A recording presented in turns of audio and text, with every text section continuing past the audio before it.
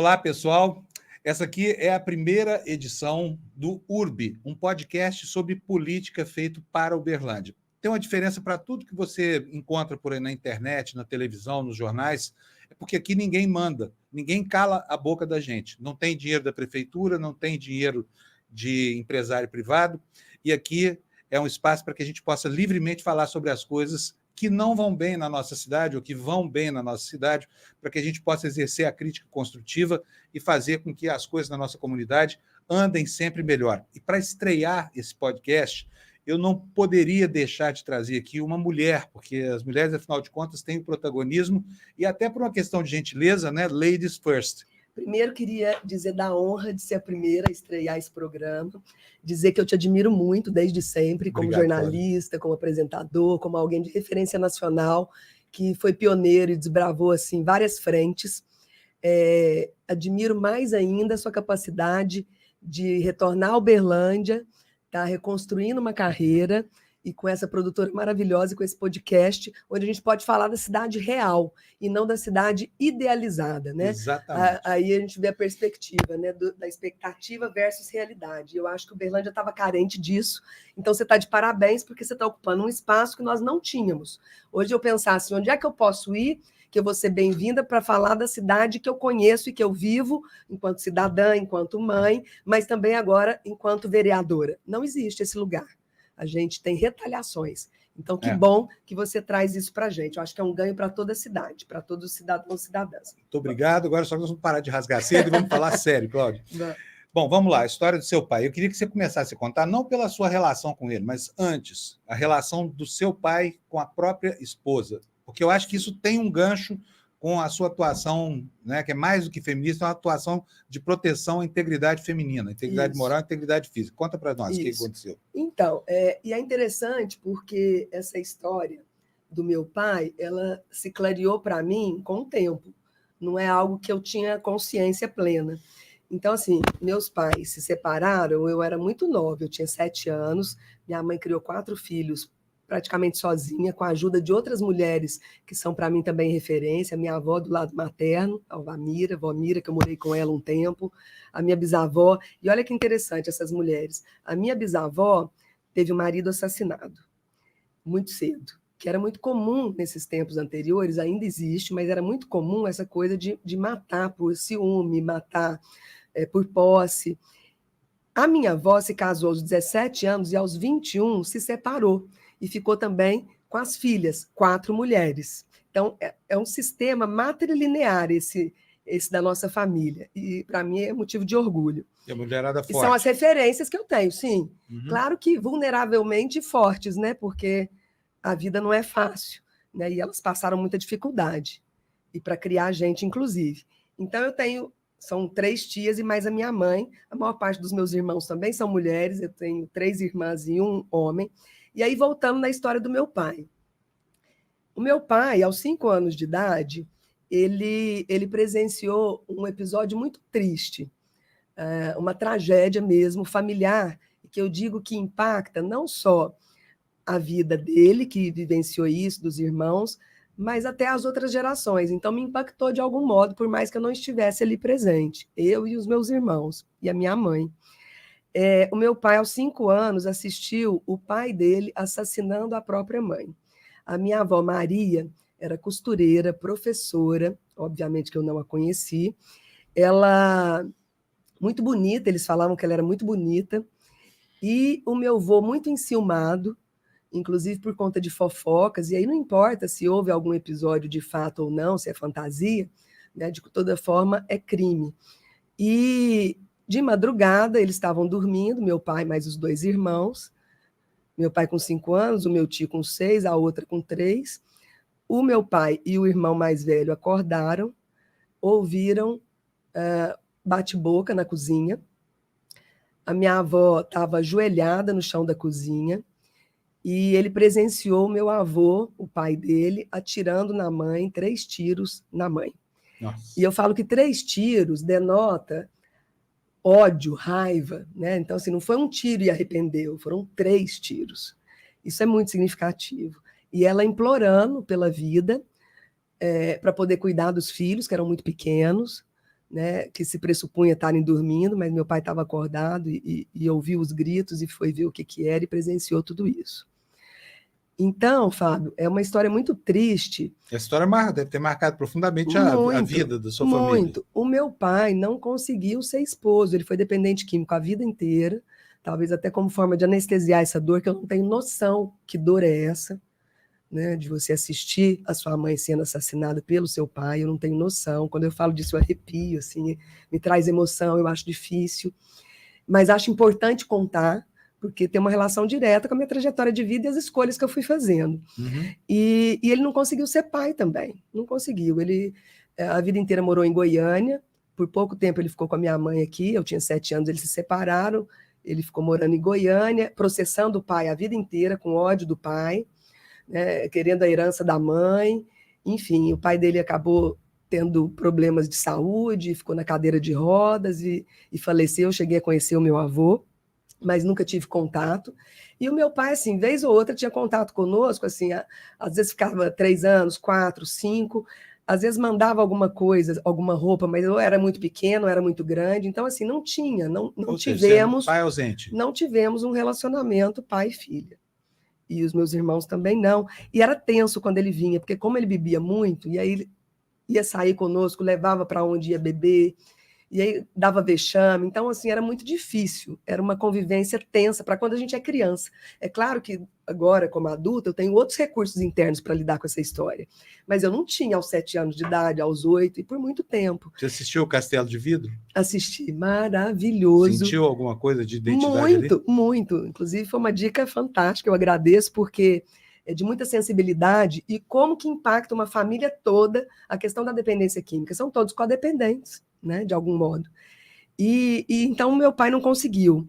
E eu entendo, né, e na terapia trabalhei isso, entendo, porque eu acho que para ele não foi fácil. A vida dele foi muito difícil, muito ruim. Ele não constituiu outra família, não conseguiu. E quando ele vinha ver a gente, era muito tenso. E ele corria muito de carro, parava perto dos outros carros. Então, hoje eu tenho dificuldade, inclusive, com gente que corre muito de carro e se aproxima muito do carro da frente. Né? Isso me traz essa memória de tensão. Não com os recursos que eu tenho hoje, medo, nada disso. Mas me traz essa memória de tensão. Mas olha como a vida é interessante. Por isso que eu digo que me clareou e eu tomei consciência do papel do meu pai na minha vida depois, mais recente. Meu pai morou, então, a vida inteira em Goiânia, mas, por último, ele já estava com idade, com mais de 70 anos, quase cego dos 2 olhos, com catarata. Eu comecei a insistir para que ele viesse morar aqui, porque eu sabia que ele não tinha outra família, que estava mal cuidado, estava morando mal, assim, o apartamento até com mau cheiro. A gente ia muito pouco até lá, mas quando ia, eu identificava isso. E eu falei, gente, eu sou voluntária de uma ONG há 26 anos, eu não vou acudir meu pai? Para mim, estava difícil isso. E aí, convidei ele para vir para Uberlândia. Vem, que a gente arruma um lugar para você ficar, enfim, para você ter oportunidade de estar com a gente e com os netos também, né? Porque agora eu tenho 2 filhos adolescentes, meus irmãos têm filhos também. E insisti muito por uns anos. Depois de alguns anos, ele resolveu e disse que vinha.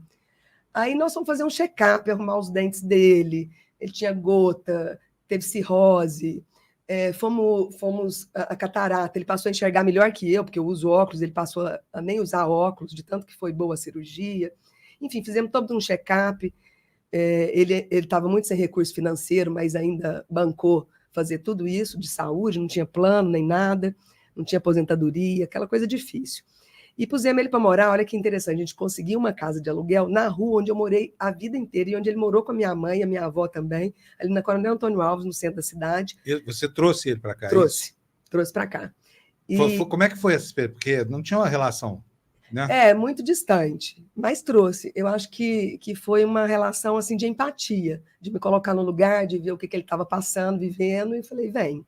E a gente vai resolver aqui como é que faz. E estabelecer uma relação de filha e pai? A partir Aí disso? que começou essa relação de proximidade. E ele passou a ir em casa, a gente saía para jantar, e ia meus filhos também, mas ainda bebendo. Nunca parou de beber. E não era estranho, não? Não. Porque ele era praticamente um estranho na sua vida. E foi interessante, porque meu esposo acolheu também, super valorizo isso, porque não é qualquer um que acolhe também, não. E acolheu, e aí pusemos ele num lugarzinho nessa rua, do lado de um bar, para ele não ter que se deslocar para muito longe para poder beber. Eu não gosto nem do cheiro de cerveja, e tem uma relação direta, porque meu pai bebia cerveja, vez ou outra bebida de dose, mas era cerveja. Então, para finalizar essa história, ele veio, a gente fez um check-up com relação à saúde dele, e ele ficou muito melhor do que ele estava, enxergando, saúde, tomando medicação, etc. Os dentes. Não fizemos nenhum exame de estômago, esôfago, porque ele não queixou de dor, de nada disso, mas o resto tudo a gente fez. Fábio, dali um ano mais ou menos, um ano e meio, meu pai parou de beber, do dia para a noite. Nós levamos susto. Ai, meu pai está doente, o que está acontecendo? Né? Porque bebeu a vida inteira, 70 e tantos anos ele já estava. Aí nós fomos ver o que era, porque estava esquisito. Ele não conseguia beber. E aí nós fomos fazer um exame, endoscopia, e meu pai estava com câncer, já em nível 3 para 4, ou seja, só paliativo, e que tem uma relação direta com a bebida, começou no esôfago, mas já tinha espalhado pelo corpo. E aí foi ao Hospital do Câncer. Meu pai durou 3 meses, Fábio, no Hospital do Câncer. O período de convivência foi muito curto. Muito curto. Isso tem alguma relação com a sua militância em prol das mulheres? Ou, por exemplo, esse assassinato da sua avó pelo seu avô, a ausência do pai, o fato de ser filha de uma mulher que teve que criar a família praticamente sozinha, enquanto o pai se desmanchava no alcoolismo? Sim. Teve alguma relação? Tem uma relação direta. E antes eu queria dizer da boa sorte que eu tive de retomar essa relação pai e filha. Eu pude ser filha nesse contexto, meus filhos puderam ser netos, ele pôde ser avô, ser pai, reconciliou com a minha mãe, pediu desculpa. No Hospital do Câncer, ele pediu desculpa para minha mãe. Eu fico emocionada, você não liga não, porque eu fico. Pode ficar. Ele pediu desculpa para minha mãe de tudo que a minha mãe passou com ele, porque minha mãe hoje está casada com outra pessoa e tudo. Então, assim, foi uma oportunidade. Eu sou muito grata de ter tido essa oportunidade de conviver com meu pai, mesmo que tenha sido pouco tempo, e sem saber que ele estava doente, porque ele não veio para cá porque ele estava doente, ele não sabia e nem nós sabíamos. Então foi porque foi um feeling mesmo, né? E para os meus irmãos isso foi super importante. Aí que eu estou te falando, então voltando na sua pergunta, não era consciente para mim essa relação, porque eu tinha muito pouco contato com meu pai, então nem pensava muito sobre essas questões, mas essa convivência mais de perto, mais íntima, porque daí eu pus ele dentro da minha casa quando ele estava com câncer. Eu cuidei dele antes dele ir para o Hospital do Câncer, ele ficou em casa, a gente cuidando dele. Cuidando mesmo, meu sogro, inclusive, dava banho, meu marido, cuidando, porque vai ficando ruim, aquele processo da quimioterapia é terrível. Se eu soubesse que era aquilo, eu preferia não ter feito, e ele teria tido mais qualidade de vida. Ainda que por menos tempo. E aí minha ficha caiu. Eu vi que tinha uma relação direta. Essa história dele, a história dele na minha vida, a minha mãe também, né, na minha vida, obviamente, como referência feminina, e minhas tias, minha avó, e o fato de me interessar, ter escolhido, as pessoas perguntavam para mim assim, Cláudia, por que você escolheu estudar esse tema academicamente? Porque meu doutorado é sobre violência nos relacionamentos, violência conjugal, violência doméstica, mestrado também, com fontes diferentes, períodos diferentes, mas o tema é o mesmo. A gente criou a ONG SOS Mulher e Família em 97, eu sou membro fundadora, tenho 26 anos, né? O Conselho de Direitos das Mulheres em 98, eu fui gestora de políticas públicas na prefeitura, criamos a Casa Abrigo para as mulheres em risco de morte com seus filhos menores de idade, terem um local para onde serem promovidas, porque ir para o vizinho é perigoso, ir para a casa, né, de um amigo, de uma amiga é perigoso. Então, todas essas políticas públicas, e a maior parte delas como voluntária, a outra parte como gestora de políticas públicas, tem relação direta com isso, com o assassinato da minha avó. Porque eu não tinha vivido, é claro que toda mulher já passou por um assédio sexual, numa relação de trabalho, por uma gracinha que não teve reciprocidade e consentimento na rua, toda mulher já passou. Difícil uma que você pergunta e não tenha passado. Mas eu nunca vivenciei a violência conjugal, a violência doméstica. Então as pessoas falam, você já viveu isso? Porque você estuda profundamente sobre isso e é ativista do movimento de mulheres há 30 anos nessa linha. E eu dizia, não, né? Já vivi situações de violência, sim, enquanto mulher, mas esse tipo, não. Tão explicitamente, não. Porque a violência não é só física, é também emocional, psicológica, moral e patrimonial. Ou seja, você pode não ter sido vítima de violência, você viveu num lar conturbado pela violência. Que tinha violência e que me impactou diretamente. Então, aí minha ficha caiu de que a conjugação entre a minha trajetória pessoal, a trajetória acadêmica e de ativismo, e também de professora, como professora, porque eu nunca deixei de mencionar em sala de aula, em qualquer disciplina que eu ministrasse, teve uma época que eu ministrei 15 disciplinas, em todas eu falo da questão, levo o folhetinho da Rede pela Segurança das Mulheres para as pessoas saberem onde buscar ajuda na cidade, e ajudei a fomentar também políticas públicas nas cidades da região, tudo aqui. Né? Então, sou muito grata por essa oportunidade de convivência com meu pai e de ter me despertado para esse tema que é tão necessário. Minas Gerais hoje, Fábio, está entre primeiro e segundo lugar no país de feminicídio e de violência contra a mulher. Então, aproveitando que você tocou no assunto, então eu vou pular uma parte que eu pretendi abordar depois, mas é exatamente isso. Quer dizer, o Brasil hoje está muito bem dotado de legislação de proteção à mulher. A Lei Maria da Penha, por exemplo, é um exemplo para o mundo. A Lei contra o Feminicídio, de 2015. A Lei contra o Feminicídio, exatamente. Mas os homens continuam matando, se viciando, Muito. torturando mulheres, e eu não sei se... Porque muita gente diz, não, é porque agora a subnotificação é menor, as mulheres estão mais encorajadas a subnotificação ainda é muito grande. Então, mas como é que se justifica, como é que se entende que um país que se dotou de instrumentos para coibir isso, hoje tenha, me parece, uma incidência maior do que quando não havia esses instrumentos? Algumas pessoas vão avaliar assim, hoje você tem mais visibilidade porque você tem as políticas públicas, então você tem onde buscar ajuda. Desculpa encostar no microfone, fica atrapalhando. Deixa eu tirar um pouquinho, porque você está... porque eu mexo com o corpo, né? Não tem jeito, com as mãos, a gente fala com o corpo, enfim. Né? É um livro ótimo, O Corpo Fala, Pierre Weil, maravilhoso. Enfim, aí as políticas públicas, que eu chamo de Delegacia de Mulheres, Defensoria Pública da Mulher. Hoje em Uberlândia a gente tem o NUA Vidas, que é o Núcleo de Atenção Integral à Violência Sexual, que não existia. E o lugar mais violento para meninas e mulheres é também dentro de casa, não é fora de casa com pessoas estranhas. Então, a violência sexual com meninas é absurda, com mulheres também. Muito mais do que com meninos. Tem com meninos? Tem, mas muito mais com meninas. Enfim, o Brasil está considerado hoje 5º lugar no ranking mundial em feminicídios. E a Lei Maria da Penha é das leis mais importantes que nós temos, das terceiras leis mais importantes no planeta, é a Lei Maria da Penha. Então, não é por falta de legislação. Mas a gente tem um outro lado, que é a questão cultural, do sexismo, do machismo, o nome que as pessoas quiserem dar, dessa construção ainda de masculinos e femininos, com muita desigualdade de gênero, ou seja, lugares de homens, lugares de mulheres, o que pode homem, o que pode mulher. Ainda tem uma diferença salarial gigante, por mais que tenha diminuído. Hoje está em torno de 25% as mulheres exercendo as mesmas funções, ganham menos que os homens, em torno de 25%. A gente tem ainda muito essa concepção de posse de propriedade sobre o outro, de que o outro é extensão, né? E antes até o sobrenome nosso contava isso, né? A mulher tinha que pegar o sobrenome da família do marido. Em casa a gente subverteu até essa história, né? Eu mantive meu nome, o Ricardo manteve o dele, porque a gente acha que o nome é a identidade, os filhos é que tem que pegar do pai e da mãe. E o meu sobrenome, por uma sonoridade, Guerra, ficou no fim, o que geralmente acontece com o sobrenome da família do pai. A gente subverteu tudo isso. Você adotou o sobrenome do seu marido? Nem eu, nem ele, porque a gente entende que identidade. Só posso trocar com meu marido se eu sou uma pessoa diferente dele, né? Aliás, enfim. Tinha um sobrenome bom para você, era Guerra mesmo. É esse. Então, assim, é Cláudia Guerra mesmo. E ele é Ricardo de Lima. Então, os meninos, aí eu busquei o sobrenome da minha sogra, que ela tinha aberto mão, que é um sobrenome lituano, vieram para cá fugido, então a família dela, né? Biqueles, que eu acho lindo, e aí meus meninos têm Biqueles Lima Guerra, o Guerra por último. Então é Vitor Biqueles Lima Guerra, Eduardo Biqueles Lima Guerra. Agora, nós estamos falando aqui de violência, coisa toda, mas você cita muito elogiosamente seu marido, você fala muito nele, o Ricardo. Eu conheço o Ricardo. O Ricardo é professor de educação, é fantástico. Todo fisioterapeuta. Mundo fisioterapeuta. Todo mundo que conhece o Ricardo acha que ele é o máximo. Então, você deve ter dado muita sorte de Sim, ele é o máximo, porque ele também arrumou uma mulher que é o máximo, né? Então, os dois são o máximo. Não, mas é porque eu queria entrar um pouco no contexto da vida privada de vocês, para saber como é que é dentro da sua casa. Porque eu já vi o Ricardo fazendo supermercado, eu sei que ele tem obrigações lá dentro. Como é que vocês fazem a distribuição de tarefas? Aliás, divisão de tarefa, não, me parece que ele ficou com as tarefas domésticas para ele quando você vai... Algumas sim, outras não. Na verdade, é bem distribuído. E a gente distribui não porque é coisa de homem ou de mulher. A gente distribui por competências e habilidades. Então, vou te dar um exemplo. Nós construímos nossa casa, eu que acompanhei toda a obra, perdi os cabelos, fiz poesia chama A Causa, que tira no U, vira a casa, né? Enfim, só emoção. Ainda não tinha inteligência artificial para fazer para a gente os treinão, nesse contexto.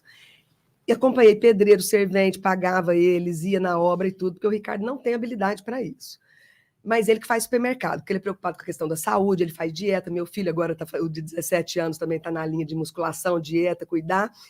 E aí ele vê se tem gordura trans, se não tem, colesterol, como é que é, eu não sei nada, não gosto, não quero saber. Ele ficou com hérnia de disco, uns 30 dias de cama lá para trás, eu tive que fazer supermercado e eu sofri, porque eu não sabia que marca que compra das coisas, enfim. Então, essa é a tarefa dele. Ou seja, vocês já perceberam que o homem clássico da casa é ela, não é isso? Não, pode ser a mulher da casa e ele, homem, porque a gente não considera que essas tarefas são de homem nem de mulher. Não, eu sei, mas a sociedade considera. Sim, ainda assim. O que não faz o menor sentido, porque não tem o gênio do lava-louça, não tem o gênio do fazer supermercado, de cuidar de filho.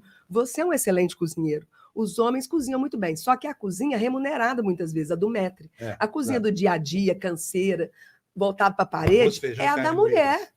Dupla, tripla jornada. Então, achei massa que o Enem trouxe nesse ano e obrigou milhões de estudantes a refletirem sobre o trabalho invisível das mulheres que trabalham fora e ainda acumulam dupla jornada, tripla, que é o cuidado dos filhos e da casa. Isso não é ganho, tá, gente? Isso é ônus. Perguntinha. Você ganho cozinha? Divisão de tarefas. Cozinho bem, faço uma salada de bacalhau que eu vou fazer para o seu um dia, faço um estrogonofe delicioso, meu arroz tem rapinha no final, embaixo, assim. Não, eu estou falando cozinhar, do arroz, feijão e bife. Você faz faço também, mas não quero, não gosto e não ando fazendo, não tenho tempo. Ou eu cuido da cidade, ou eu cuido da minha casa. Então, tem uma pessoa que nos ajuda, que é a nossa gestora maravilhosa, meu braço direito, esquerdo, e do Ricardo também.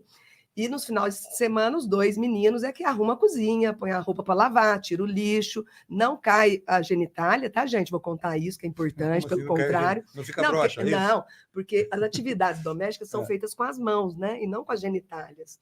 Porque parece que tem coisa que é de homem e de mulher, e não, pode todo mundo fazer. Muito bom. E se você é membro da casa, distribui tarefa, sobra mais tempo para todo mundo ter lazer e não ficar tão sobrecarregado. Eu me sinto sobrecarregada, mesmo tendo em casa um marido que divide tarefas e filhos também. Lógico, conforme a faixa etária, eles foram dividindo adequadamente. Os moleques estão já. Eu não lavo uma louça final de semana, são os 2. São os 2. Quantos anos eles têm? O Vitor está com 20 e o Dudu está com 17 anos. E há muito tempo que eles lavam louça e fazem tarefas dentro de casa. Na medida que foram crescendo, foram fazendo mais. Então, vou fazer aqui uma pequena digressão, tá? Sim. Você começa a sua vida iluminada por uma história que é uma tragédia, que é a história dos seus ancestrais, e encontra homens fabulosos. Seus filhos, seu marido, deu essa sorte. Você fala assim, eu nunca fui vítima pessoalmente da violência, mas eu já vi muitos vereadores na Agora, Câmara aqui. Da política. Isso, gente que te trata como histérica, como não sei o que mais, diz que você está tomando remédio tarja preta. Pergunta se eu estou tomando calmante quando eu estou quietinha na sessão.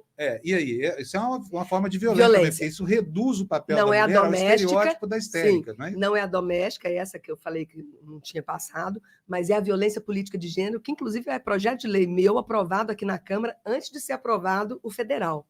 Tá? E hoje eu estou presidindo a Comissão de Direitos das Mulheres, inclusive, por conta dessa trajetória toda, né? Montamos a Procuradoria da Mulher para atender as mulheres em situação de violência na cidade. Então, a Câmara tem que prestar serviço, sim, de atendimento à população. Muita gente não sabe que a Câmara pode fazer isso. E pode, e deve. E nós fizemos e criamos a Procuradoria, implementamos a Procuradoria da Mulher. Fábio, é fundamental. Eu falo assim, meus filhos são maravilhosos, mas porque tiveram uma educação para a igualdade. O pai e a mãe educaram para a igualdade. Não nasce homem machista, não nasce homem racista, gente se constitui e é construído. Então, pode desconstruir, pode repensar, pode fazer diferente. E é pela educação, formal e informal, acredito plenamente nisso. Então, meu menino mais velho já tem namorada e tudo, e o relacionamento é respeitoso. Conflito? Tem em todos. Ok, mas não pode lançar a mão do recurso da violência para lidar com o conflito. Mas a violência política de gênero, eu não imaginava, antes de entrar como vereadora na Câmara, que ela existia ainda no século XXI do jeito que existe. Não imaginava. Não tinha essa noção. E eu entrei e me assustou muito no primeiro ano. Depois, não. No primeiro ano, me assustou muito, porque o debate não é pela argumentação. Eles não têm a argumentação, eles partem para a honra, para o pessoal, para a desqualificação. Isso, para mim, também é falta de competência. Desculpa, são quantos homens vereadores, quantas mulheres? Esse detalhe é importantíssimo. Uberlândia tem uma trajetória de nunca ter tido uma prefeita, desculpa, já teve uma vice só. Uberlândia tem uma trajetória de nunca ter tido uma presidente, eu prefiro presidente, da Câmara, nunca. E foi a primeira vez na história do Legislativo Municipal, o Legislativo Municipal que tem... Nossa, tem quantos anos tem o Legislativo? É 1800, tem muitos anos. Nesses anos todos de legislativo, nós tivemos somente 20 mulheres vereadoras. Somando tudo. Tudo. Eu vou olhar agora mesmo, aqui é 1800 e alguma coisa. Nesses 120 e tantos anos de legislativo, nós tivemos 20 mulheres que entraram como vereadoras. São 27 cadeiras hoje. Na legislatura que eu entrei, entraram 20 homens e 8 mulheres. Pela primeira vez na história, porque no máximo teve 4, 5 mulheres, inclusive na época da sua mãe maravilhosa, que eu mando um beijo, Marta Panunzio, uma referência, inspiração, escritora, professora. Eram 2 vereadoras.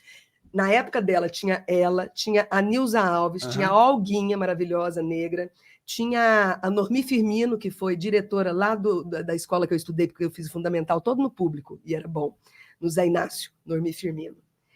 Então, foi a primeira vez na história de Uberlândia 8 mulheres. Muito pouco, são 27 cadeiras. E nunca uma presidente da mesa. Então, se em 120 anos, 20 e tantos anos, somente 20 mulheres, e na legislatura que eu entrei, entraram 20 homens, essa conta não bate. As mulheres são a maior parte da população. Tem mais escolaridade em todos os níveis que os homens. Não estou dizendo que é melhor nem pior. Estou dizendo que não justifica essa subrepresentação. Tá? Eu não entro naquela de guerra entre os cegos, acham bobagem, imaturo. Eu acho que, inclusive, a gente tem que trazer os homens para essa história, enfim. Mas para falar da violência política. Então, tem uns brucutu, umas coisas tão esquisitas ali dentro, que ao não ter argumento, parte para o pessoal. Então, nessa linha, eu já tive presidente de mesa diretora perguntando por que você está tão calma? Você está tomando calmante? Porque geralmente você é agitada. Eu estava quietinha. Só de falar presidente, já... Não, mas fala o nome para as pessoas saberem quem é. Inclusive, viralizou o vídeo que eu passei dele. Sérgio do Bom Preço, era presidente, agora é o Zezinho. Viralizou. Ele disse também, e ele nunca falou isso para um homem.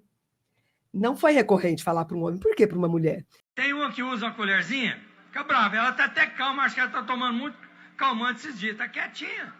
Mas de vez em quando ela fica brava aqui no plenário. Esse foi o Carrijo que falou de calmante, foi o Carrijo. Esse que foi presidente, ele falou, nossa, fala mais que papagaio. Eu estava dentro do meu tempo de fala, porque a gente tem tempo, e eles batem o sininho quando acaba o tempo. Estava dentro do meu tempo de fala, e ele veio com essa conversa, porque eu não estava falando coisa que agradava ele, mas eu estou no meu tempo de fala.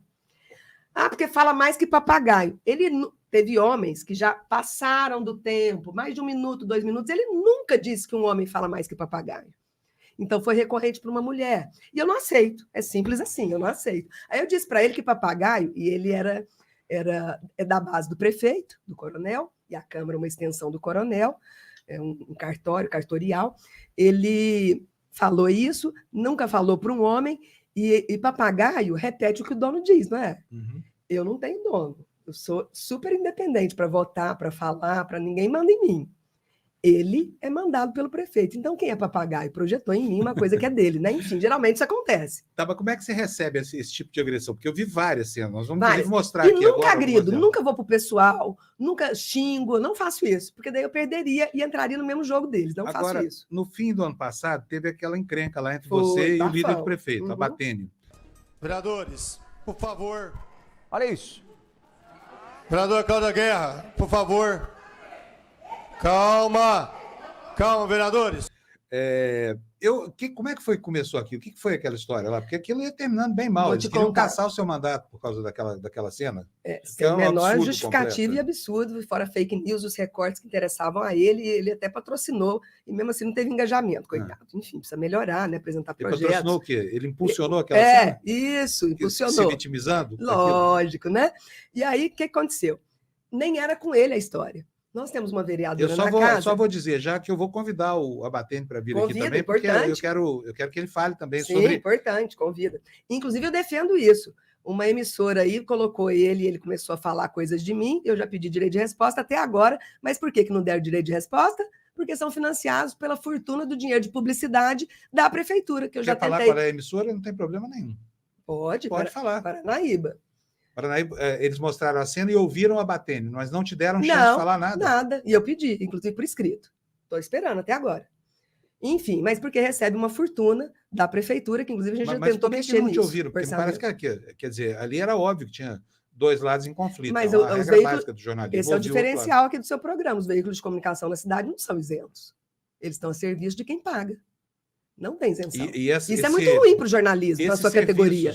que supostamente prestam para a prefeitura se estendem à proteção daqueles que são parte do esquema da prefeitura? Exatamente, inclusive tem mais espaço de fala, de tudo, de convite, é nítido, é nítido. Inclusive, quando vão à Câmara, não conversam com a oposição sempre. Mas conta do Abatene, o que foi que Aí, aconteceu aquele dia? Como é eu que fui começou na- aquela encrenca? Nem era com ele. Uma vereadora da casa, que é da Comissão de Saúde titular, eu sou suplente. Há muito tempo que eu venho insistindo, ó, zoonoses não tem ainda lugar para fazer xixi e cocô. O pessoal das zoonoses que vai na nossa casa, dengue, que está em surto, não tem. Não tem ponto de apoio para almoçar, para nada. Passaram de 30 para 40 horas, de sol a sol, não dá um protetor, um nada. Então, falei, Comissão de Saúde, vamos reunir, mas eu sou suplente, os titulares é que tem que chamar. Vamos reunir. O pessoal da enfermagem, tinha o piso da enfermagem para acontecer e nada de chamar reunião. Ou seja, ele preside, esse sujeito, preside a Comissão de Saúde, que nunca se reuniu, nunca. A gente demanda ele, a população demanda, ele fala assim, me manda um ofício, a Comissão de Trabalho é para fazer reunião, inclusive com a população participando. É assim que a gente faz, para ter transparência, publicidade, princípios básicos, né, do Legislativo. Enfim, essa mulher, então, nesse dia, propôs um projeto de lei na área de saúde. Aí eu fui lá e falei assim, votei seu projeto, não me lembro o que era o projeto, não importa. Votei a favor do seu projeto, mas seria muito importante que você, que é chamada, inclusive, da saúde, que é da Comissão de Saúde, que é titular da saúde, promovesse a saúde, porque o projeto tinha a ver com saúde. Falei, tá muito conveniente, você vem aqui com um projetinho de lei de dia de conscientização, mas cadê você olhar para as categorias que estão aqui pedindo para serem ouvidas? Foi isso. Como ela é da bancada dele, ele foi para defendê-la. Aliás, esses homens acham que as mulheres não sabem se defender também, né? Porque ele precisava ir para defender, ela tem voz. Ela é vereadora igualzinho eu sou. Não fui agressiva, não xinguei ela, não fui na honra dela. Eu falei de projetos. Eu discuti ideias. Aí ele foi. Aí ele acabou comigo. Porque essa vereadora é a vereadora abastada, desse jeito. O né? vereador o quê? Abastada. Abastada. Abastada. Rica. Sendo que você pega lá no imposto de renda, ele tem 20 imóveis declarados. Os não declarados eu não sei se tem, se não tem, né? Eu tenho a casa que eu moro, e quando eu saí da Exame, que eu fiquei 20 anos, comprei um apartamento aqui mesmo, nesse bairro, no Shopping Parque, de 50 metros quadrados. É o que eu tenho. Meu carro é de 2018, 1.0, é o que eu tenho. Trabalhei a vida inteira 3 turnos. É o que eu tenho. Enfim. Aí ele veio falar que eu sou abastada, porque eu moro... Aí ele confundiu os bairros, porque o sujeito não conhece nem os bairros da cidade. Ele falou, porque ela mora no Morada Nova. Morada Nova é um bairro que nem terra tem. Eu moro no Nova Uberlândia. Porque mora em condomínio, é rica, condomínio que tem segurança. Gente, eu não quero socializar a miséria, eu quero que todo mundo da cidade tenha condição de morar bem, comer bem. Eu não quero dividir miséria, tá? Se alguém acha isso, não sou eu essa pessoa. Enfim, veio com esse papinho aranha. Quer dizer, o assunto nem era esse, era o projeto da mulher, estava falando de saúde, e ele é o presidente da comissão. Inclusive, quando eu falei dela, eu chamei a atenção dele. Falei, não chamam reunião, e não chamam mesmo, até hoje, não chamam. Nós vamos mudar agora as comissões essa semana, ainda bem. Aleluia, agora vai funcionar a comissão de saúde, população. Aí, que é fundamental, né? Porque tem gente com fila 5, 6 anos para exames e cirurgia de alta urgência. Aí, ele começou a dizer que eu sou falsa, que eu sou mentirosa. Aí, a sorte, eu estava pagando conta naquele dia e tinha um boleto da minha casa. Eu falei, aqui, eu moro no Nova Uberlândia, não é Morada Nova. Porque em Uberlândia tem Morada Nova, Nova Uberlândia, tem Novo Mundo, tudo tem novo. Uhum. Como ele não conhece a cidade, não fiscaliza, não, só lambe a bota e outras coisas do prefeito, ele não precisa mesmo conhecer, né? Não conhece. O abastado é ele. Abastado, abstêmio, né? É ele. Aí, Fábio, o que acontece? Saiu gritando do microfone que eu sou falsa, mentirosa. A minha assessora de comunicação é remunerada para me cobrir, inclusive na sessão fora do plenário, ou seja, lá onde ficam sentadas as pessoas. Ela tem o direito de me cobrir e ela faz isso, porque inclusive ela grava alguns trechos que ela já põe na hora, não fica esperando a gravação do YouTube. Ela estava me gravando. Ele já apontou para ela e falou assim, porque eu vou pedir exoneração da sua assessora, tá me filmando. Ameaçou a minha assessora. Aí eu virei bicho, mas não perdi a classe, porque eu não xinguei ele em nenhum momento até hoje.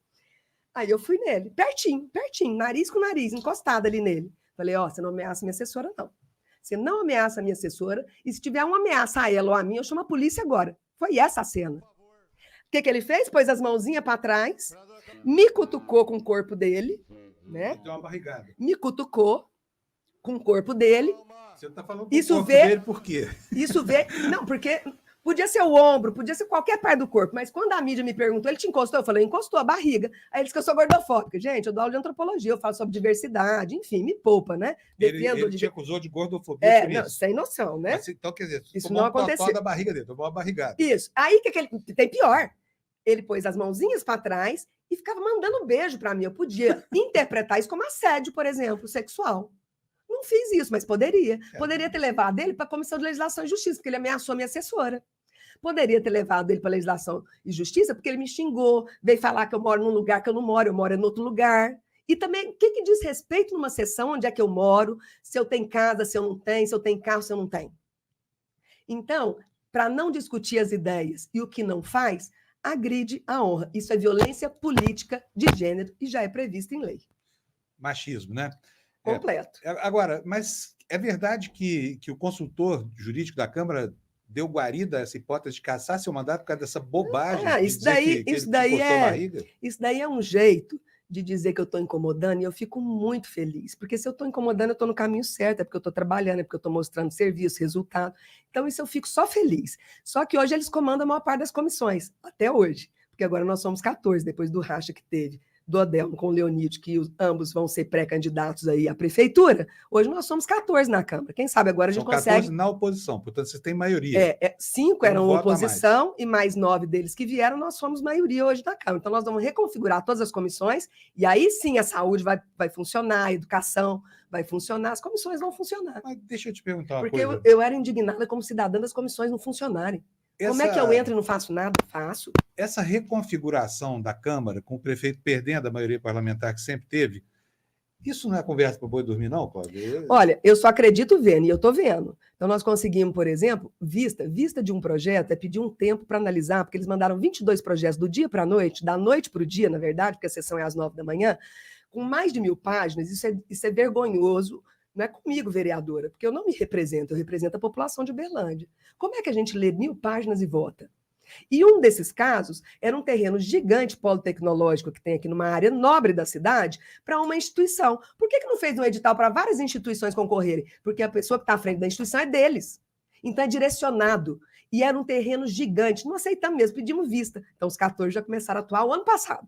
Então, existe hoje abriu a CPI da CEMIG, na Câmara. Só abriu a CPI da CEMIG, que até é muito mais competência estadual do que aqui, mas é bom ouvir as partes, é bom trazer o problema, porque os apagões aqui estão inadmissíveis e a gente sabe que por trás disso é desejo de privatização, seja do governo Zema, seja dos acionados da CEMIG, que hoje precarizaram o serviço, terceirizaram tudo, não tem mais gente de carreira, não dá formação, e está fazendo apagão na cidade inteira e na região. Então, conseguimos abrir a CPI. Vamos convocar a secretária de Educação para contar por que não tem vaga nas escolas, porque nesses 8 anos não foi construída uma escola, a população só cresceu. Não tem. Eu recebo demanda manhã, tarde e noite. Não tem.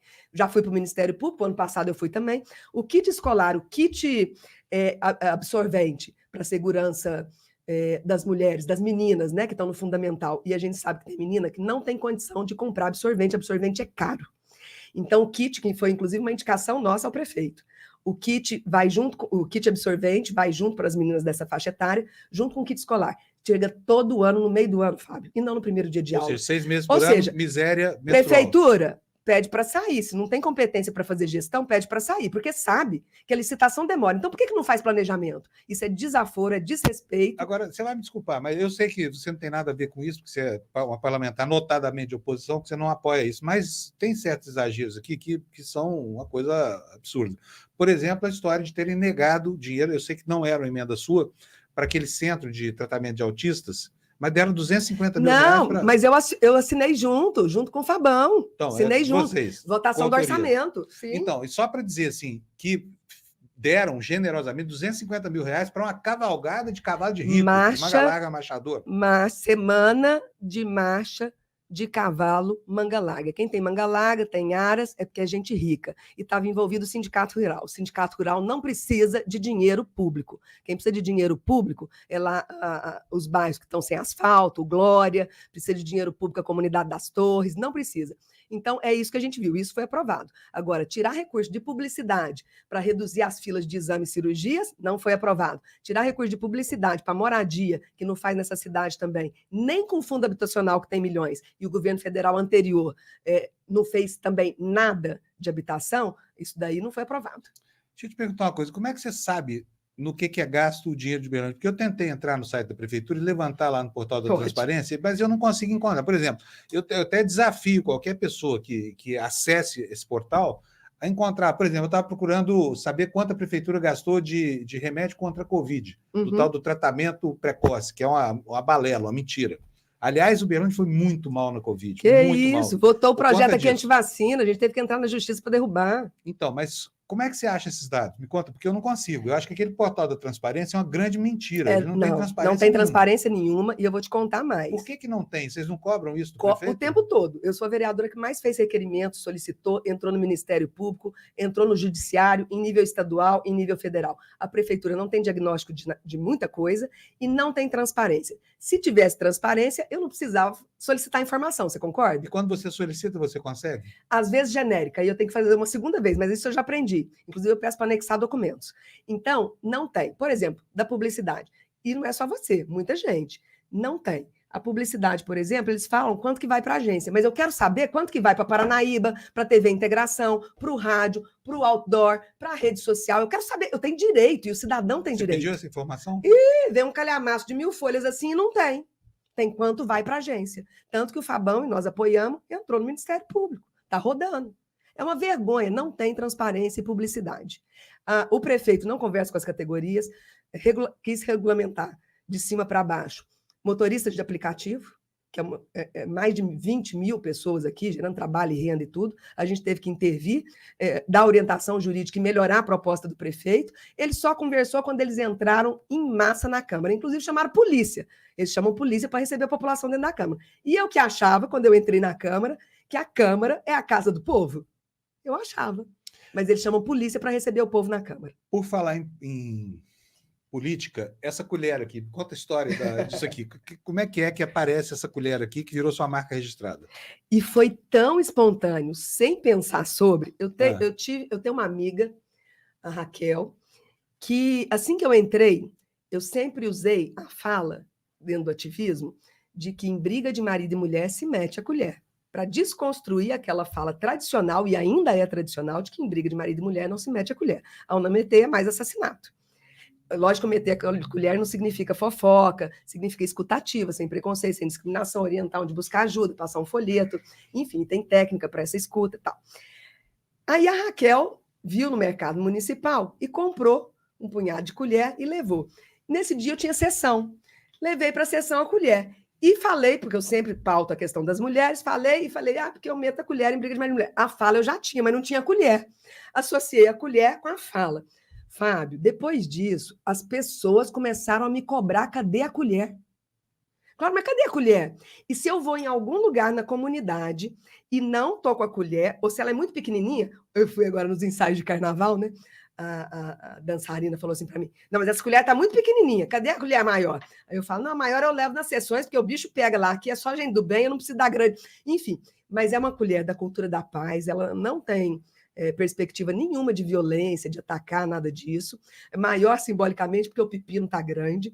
Essa daqui eu ganhei da minha chefe de gabinete da Fafá, ela foi na Bahia. E aí é muito engraçado, porque não só os amigos, mas também os da base, quando viajam ou vêm colher, lembram de mim e traz. Então, por exemplo, Sargento Adinaldo, obrigado, Sargento Adinaldo, que não é da minha turma, já até secretário, mas era vereador, achou uma colher desse tamanho aqui e levou para mim de presente. E assim vai. Então, assim, as pessoas passaram a pedir a colher.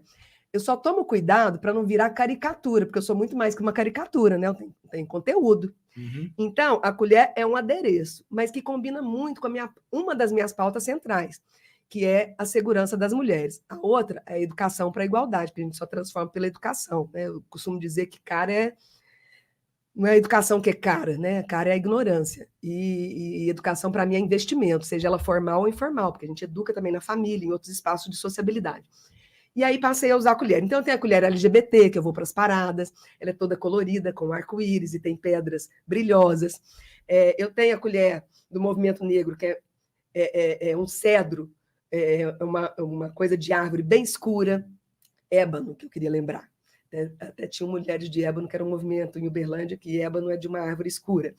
Tem a colher mais clarinha, tem a colher pintada. Então, assim, tem vários tipos de colher para várias ocasiões. E quando eu preciso usar mais as mãos, eu levo a pequenininha para não atrapalhar. Enfim, e aí as pessoas agora cobram. Se eu vou sem a colher, nossa senhora, esqueci no carro. Não, vai lá e pega então. E estão pedindo. Aí eu comprei naquele Shein, daquelas colheres bem petitinhas, né, que dá até para fazer brinco. Fiz brinco também de colher, colar, enfim. Mas a gente tem que tomar cuidado, porque senão configura compra de voto. Então, né, eu tenho muito cuidado com tudo isso, andar bonitinha conforme a lei. E mesmo assim, ainda, né, é difícil. E aí as pessoas pedem, vez ou outra, pedem, mas me dá uma, enfim. Então é muito bacana. Olha, eu agradeço a população esse reconhecimento. Nós já estamos chegando ao final da nossa entrevista, mas falta muito assunto ainda. Então, eu quero ver se eu consigo cobrir pelo menos alguns com você. O quadro eleitoral em Uberlândia está definido. Então, nós vamos ter, certamente, nessa eleição, da direita para a esquerda, Caporeso, Paulo Sérgio, Leonídio, Dandara. Como é que vai ficar a situação do seu partido, PDT? Quem é que vocês vão apoiar, já que não tem um candidato a prefeito? O nosso partido ainda não tem um posicionamento completo, assim, discutido com o diretório, com toda a equipe. A executiva tem dialogado com todas as siglas partidárias. Ainda não é o momento da gente dizer, mas a gente tem dialogado e com muito pé no chão e pragmatismo. Quais dessas forças têm chance e que mais se aproximam com possibilidades democráticas? Então, por exemplo, muito complicado a gente falar de extrema-direita. Isso não compactua com os meus valores. Você está dizendo que Caporeso está fora dessas negociações. Gente anti-vacina, gente que compromete a dignidade das pessoas pela sua diversidade. Não rola, não dá. Né? Mas vou dialogar como vereadora. Eu sou presidente do PDT em Uberlândia, não como presidente do PDT. Para isso, eu tinha que pedir autorização para a executiva. Mas como vereadora, e que quer uma cidade boa para as pessoas, até porque eu crio meus filhos aqui, eu moro aqui, eu quero uma cidade boa para todo mundo. E não quero socializar a miséria, como eu disse antes, quero socializar a riqueza, coisa boa. Eu vou dialogar também com ele. Vou dialogar com todos, como vereadora. Mas enquanto partido, mas o que você pode conversar com esses candidatos aí? Você sabe que é um personagem, né? Na cozinha ele é super cordial. É um personagem que sabe que tem um eleitorado conservador e que essas conversas borracha ainda colam. E ele faz um super marketing, impulsiona, tem recurso, tem gente nas redes sociais, faz bem nas redes sociais, a esquerda precisa melhorar muito nas redes sociais. E quando eu falo em esquerda, eu tenho até medo que o povo distorceu tudo, o que é esquerda, o que é direita, e fala de comunismo, de socialismo. O Brasil nunca teve comunismo, socialismo, nunca teve ausência de Estado. Eu, como historiadora, arrepio meu útero contrário. Enfim, né? Hoje o povo, a gente anda às vezes um motorista de aplicativo ou outro, porque muitos são informados. E vem com essas conversas, eu falo, não, me ajuda. Então é muito difícil, e eu super respeito essa categoria, inclusive defendi eles. Mas outro dia teve um que eu falei, não, me ajuda, eu sou historiadora, nunca teve comunismo no Brasil. Então isso colou, sabe, Fábio? Isso é muito ruim, porque houve uma desinformação e muita fake, porque para mim ou é fake ou é news. Muita fake nas redes sociais, por WhatsApp. A gente sabe que aquele presidente lá que não fez nada em 27 anos como deputado, nada, zero, fez nada, entrou e a gente sabe do peso que teve as redes sociais e toda essa conversa borracha que tem eco. Última pergunta é o seguinte, eu vejo você para tudo quanto é lado. Quantas escolas de samba você sai? Esse ano eu vou sair em 4, no ano passado foram em 6, mas aí a cada ano a idade aumenta, a gente diminui o número de escolas de samba, né? Eu tenho o joelho operado, esquerdo, só emoção. Você toma TNT? Não. Onde é que você consegue ser desse jeito? Mas eu adoro. E eu saí desde os anos 90. Eu saí em todas as escolas. Aí agora eu saio em 4. Toca tambor? Toco tambor. E participava do enxame musical, que é tudo na minha vida, mas a nossa professora foi morar fora do Brasil e a gente está sem mestre. Então, eu adoro, eu amo a arte, eu acho que o que nos diferencia de outros bichos... Toca tambor, desfila em 7 escolas de samba, faz poesia adoro. Canto, dança. Tenho poesias publicadas, danço. Eu já vi dança de salão, eu danço todos os ritmos, dançava muito mais. Ganhei concurso no Tribuna Livre, na época Alexandre Pires começou tocar no Tribuna Livre e tal, isso lá no início dos anos 90, ganhei concurso no Tribuna Livre, com Capela, que era um senhorzinho negro de escola de samba que está falecido, e ele ganhou o primeiro lugar pela idade, mas merecido. E aí eu fiquei em segundo. Então, assim, eu amo estar com a população, com o povo, meus olhos brilham, e é desde sempre. Eu não gosto de frescura, eu sou uma pessoa muito simples, aí eu sou chamada de abastada, é muito engraçado. Super obrigado. Foi uma conversa ótima aqui para a estreia do nosso podcast aqui. Eu quero dizer para você que é um prazer e assim tenho maior admiração pela sua luta e quero que você continue essa luta até a sua última gota de força. Com certeza. Realmente a violência contra a mulher, a violência contra a criança, a violência familiar, o machismo na política, que faz violência política é terrível. A violência política espanta as mulheres de estarem nesse lugar que já é tão subrepresentado. E o seu partido vai dar espaço para as mulheres? Porque os partidos são caixas Inclusive, de nós estamos montando chapa e priorizando as mulheres, as mulheres negras. Quem? Porque os homens dos partidos são péssimos. Eu sou a presidente do partido aqui, nós estamos montando chapa. E o Berlândia, mas o PDT nacional vai se A gente sempre também? pressiona, e nós temos um movimento de mulheres dentro do PDT que pressiona muito também a ação da mulher trabalhista. Agora, eu sofri ameaça, inclusive, de estupro, né? Porque eu estou realmente num espaço que eu não deveria estar. Por falar nisso, eu não podia esquecer dessa pergunta. Ainda bem que você tocou no assunto. Você recebeu muitas ameaças. E essas ameaças tinham relação com o gênero, né? Ameaças com as minhas machistas, bandeiras, exatamente, com as suas bandeiras. Com as mulheres. A Câmara Municipal fez alguma moção de repúdio, te protegeu de alguma forma? Porque eu sei que você pediu, mas eu queria saber se houve alguma resposta. Que eu saiba, não. Depois da gente ter pedido, oralmente, o presidente da casa fez menção. Mas em termos oficiais, não. Mas soltaram uma nota? Porque eu não vi nada disso. Não saiu. Eu procurei a Delegacia de Mulheres, eu procurei o Ministério Público Federal, porque já tem uma comissão que a investigação é do meu caso, mas também de outras mulheres no Legislativo, tanto estadual quanto federal e municipal, a maior parte de Minas Gerais, mulheres, ou seja, as mulheres ocuparem espaços de poder estão realmente incomodando, porque estão trazendo um olhar, uma perspectiva diferente, a questão do social, da promoção das mulheres, da diversidade. Então, eles começaram as ameaças com mulheres lésbicas nos parlamentos e depois passaram para as mulheres que promovem mulheres, lamentavelmente. Não me intimidou, pelo contrário, só mostrou que eu estou no caminho certo, mas a gente tomou todas as providências, só falta a gente coletivamente falar no Ministério da Justiça, mas as investigações estão acontecendo, pegaram um grupo de gente em Pirapora outro dia aí que tinha material pornográfico, porque é isso, a hipocrisia reina, né, Fábio? Então, assim, são da moral, dos bons costumes, são da família sem S, né, porque como se houvesse um modelo único de família, eu acredito em múltiplas configurações, a minha mãe criou 4 filhos sozinha, tem a avó que cria, enfim, tem múltiplas configurações. E, por detrás disso, pornografia com criança. Material encontraram. Armamento pesado de guerra encontraram com esse tipo de gente. Então, é esse tipo de gente que está aí falando, pela família, pelos bons costumes, me poupa. Então, assim, e a gente sabe que estão transando com as prostitutas, com as travestis e falando de moral e bons costumes. É isso. Então, a hipocrisia, lamentavelmente, reina. Eu queria deixar o nosso Instagram, pode? Pode, claro. @Cláudia Guerra Wood, Instagram, Face, estamos em todas as redes sociais. Estou deixando para quê? Para as pessoas nos demandarem. Eu só estou aqui para servir. E eu só sirvo se eu servir a população. Se eu não servir, eu não sirvo para nada. E eu vim com esse propósito e com essas bandeiras que a gente acredita de uma vida.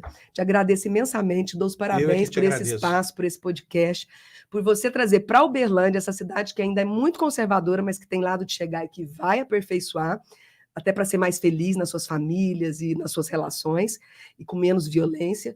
Então, acho que você veio para trazer isso e ser pioneiro nessa cidade. Parabéns. Muito obrigado. E olha, gente, semana que vem, o deputado Leonídio Bosco com a gente falando sobre a pré-candidatura dele e sobre essa encrenca toda do cenário eleitoral que está pegando fogo em Uberlândia. Tchau, muito obrigado pela audiência. Então, até semana que vem.